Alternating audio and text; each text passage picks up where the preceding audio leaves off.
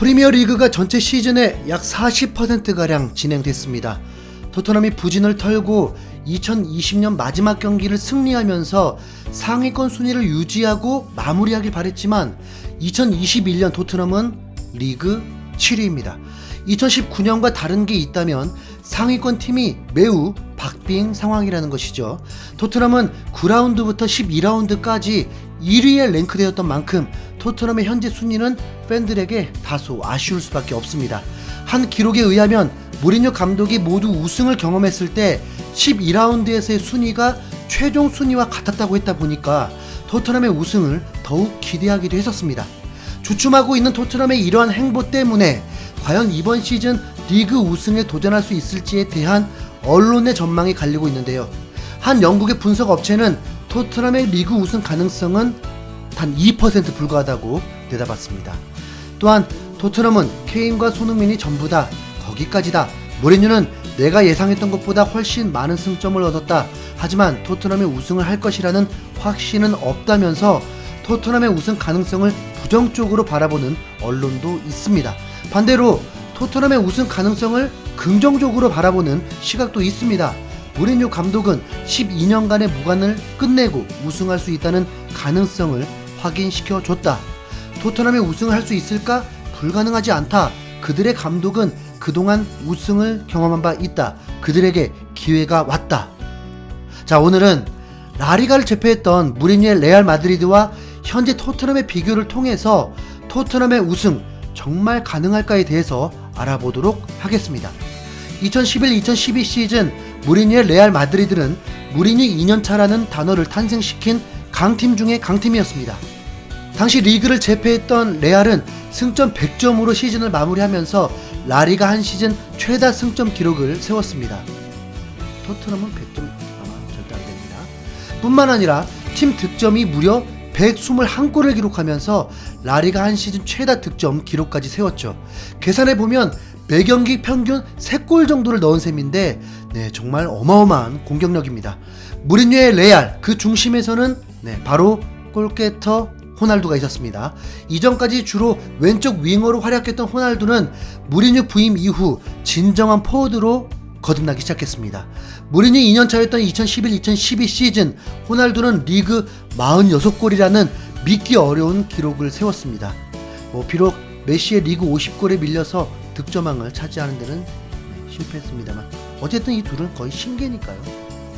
레알의 공격은 주로 호날두가 위치한 왼쪽을 중심으로 전개됐습니다.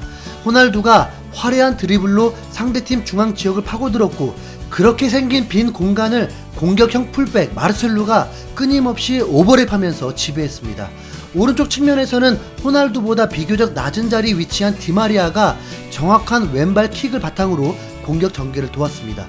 최전방의 벤제마는 호날두가 진정한 골게터로 거듭나면서 이전에 보여주던 스트라이커로서의 움직임보다는 연계에 집중하는 움직임을 가져가기 시작했습니다.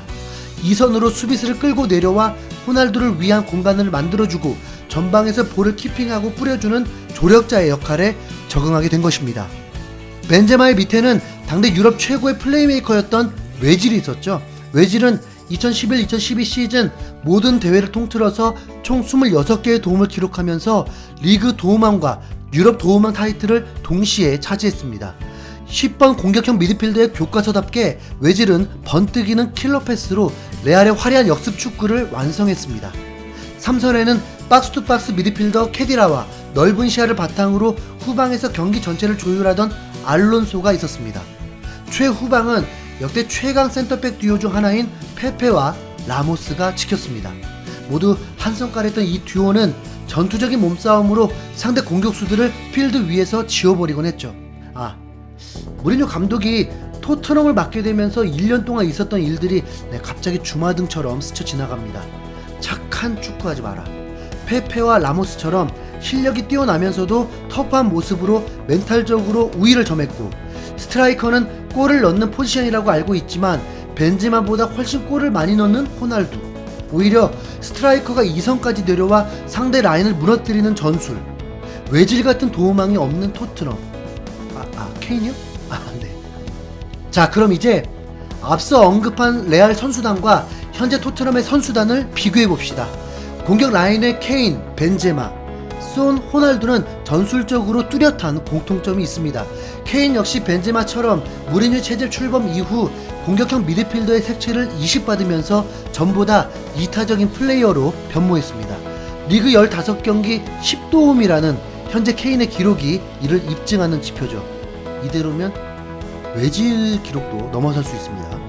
손흥민은 호날두처럼 포메이션상으로는 왼쪽 윙어로 출전하지만 마치 스트라이커처럼 팀의 주 득점원으로 활약하고 있습니다. 빠른 발을 이용한 역습의 핵이라는 점에서 많은 사람들이 그 시절 호날두와 손흥민을 비교하고 있습니다. 왼쪽의 풀백 레길론 역시 레알의 마르셀로와 비슷하게 뛰어난 공격 능력을 바탕으로 손흥민과 함께 토트넘의 빠른 역습을 완성시키고 있습니다. 그런데 요즘은 손흥민 팬들에게 좀 비난을 받고 있죠. 현재 토트넘의 3선을 2011-2012 시즌 레알의 3선과 비교해보자면 호이비에르가 뛰어난 킥력을 바탕으로 경기 조율을 담당했던 알론소와 시소코가 왕성한 활동량을 담당했던 케디라와 유사한 타입이라고 볼 수 있습니다. 그러나 그 시절 알론소와 케디라에 비교하기에는 호이비에르의 킥력과 시소코의 둔탁한 드리블은 확실히 아직은 아쉬움이 있어 보입니다. 우측 윙포워드, 공격형 미드필더, 그리고 센터백 포지션 역시 레알에 비해서 많은 아쉬움이 남는 토트넘인데요. 올 시즌 베일을 임대에 영입하면서 KBS 라인에 대한 기대를 키웠지만 생각만큼 터지지 않는 베일의 활약에 우려의 목소리가 커지고 있습니다. 또 다른 윙어 자원인 베르바인과 라멜라 역시 디마리아와 비교하기에는 그 퀄리티가 너무 아쉬운 윙어들입니다. 최근 주전 공미로 기용되고 있는 은돈벨레는 나쁘지 않은 활약을 보여주고 있습니다만 토트넘이 우승 경쟁을 하기 위해서는 지금보다 훨씬 더 많은 킬러 패스를 보여줘야 합니다. 게다가 알리 역시 전만큼 번뜩이는 움직임을 보여주지 못하고 있죠.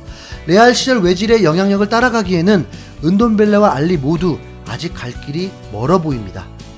최근 토트넘이 라이프치히의 미드필더 자비처를 노린다는 링크가 있는데 토트넘 역시 창의적인 공미의 부재를 체감하고 있는 것으로 보입니다. 토트넘의 수비 보강을 위해 라모스 영입을 노리고 있다는 링크도 있습니다.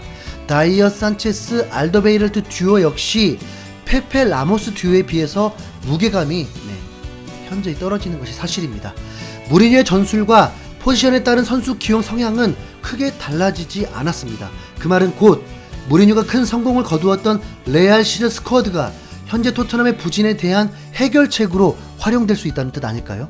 개인적으로 토트넘이 우승에 도전하려면 이번 겨울 이적 시장에서 손 케인과 함께 공격 라인을 이끌 우측 윙어, 창의적인 플레이메이커, 안정적인 센터백 포지션의 보강이 어느 정도 이루어져야 한다고 생각합니다.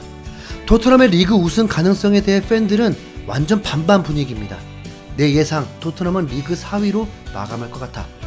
메뉴와 토트넘에서 하고 있는 걸 보면 무리뉴가 토트넘의 우승을 가져다 주긴 힘들 것 같아. 2021년 토트넘은 리그 우승할 거야. 챔스 준우승도 했던 팀인데 우승 못할 이유가 뭐 있어? 이번이 토트넘이 우승할 수 있는 절호의 기회야. 첼시와 토트넘 팬들끼리만 느끼고 있는 우승할 것 같은 느낌? 이번 이적 시장이 중요해. 토트넘 우승은 거기에 달렸어. 리즈 잡고 다시 올라가자 토트넘. 리그가 절반 이상 남았어. 토트넘은 아직 우승 후보야.